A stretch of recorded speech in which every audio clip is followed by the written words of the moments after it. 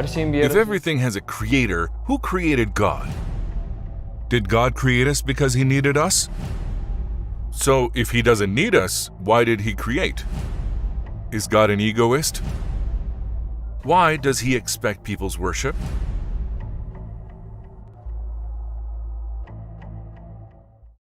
If everything has a creator, who created God? This arises from weak physics understanding. For example, could I have your phone? Assume I, as an engineer, invented this phone. Two conclusions here. Firstly, if I designed it, naturally, I pre-existed. Also, I'm not subject to the rules I placed on it. Because this is a phone, I'm human. Different kinds.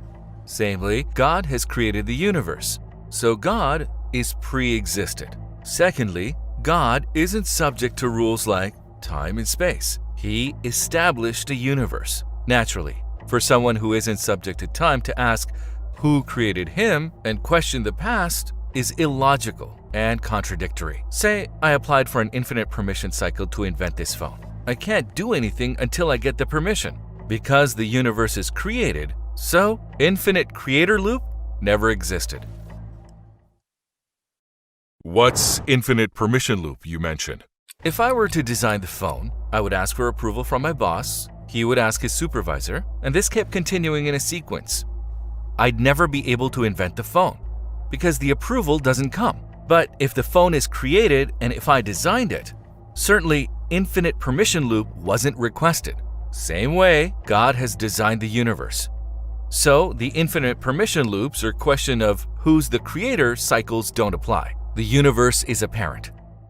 Did Allah create us because he needed us? The concept of need can be understood when a weakness exists. I have needs because I have weaknesses. But for Allah who has infinite might and ability, since there's no inability, it means Allah doesn't need anything. For example, if this room is full of light, we can't talk about levels of darkness.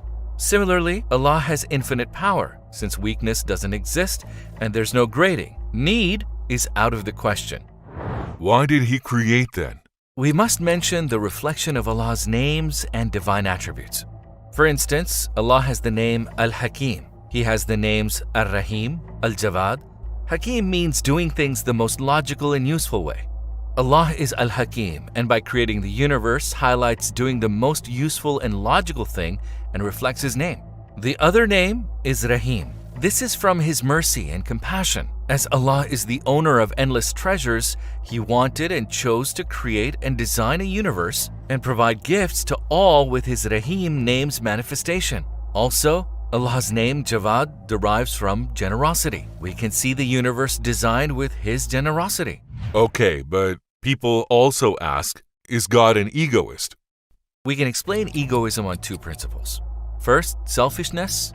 Second, pretending to have more or superiority. However, God can't be associated to these. Firstly, God has created and given us many benefits.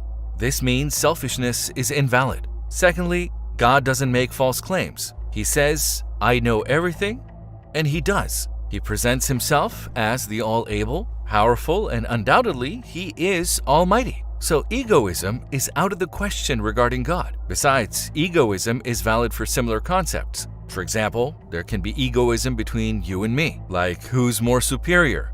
But I can say, hey, I'm more superior than you to a cup. It would be funny because it's a cup. Likewise, egoism can't be between different notions. So, between creator and humans, superiority or ego is impossible. It's absurd.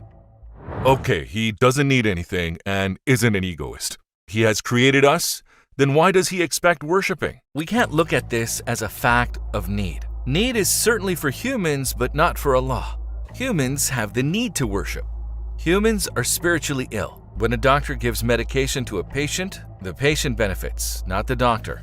Then why does Allah want worship? As I said, we are spiritually ill. We are needy of eternity. Therefore, we need the remembrance of Allah, and that we will return to an eternal life, paradise.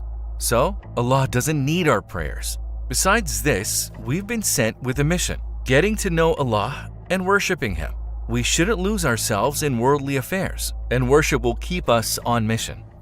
Our questions are finished. More difficult questions await you in the following episodes. There aren't difficult questions, but unanswered ones.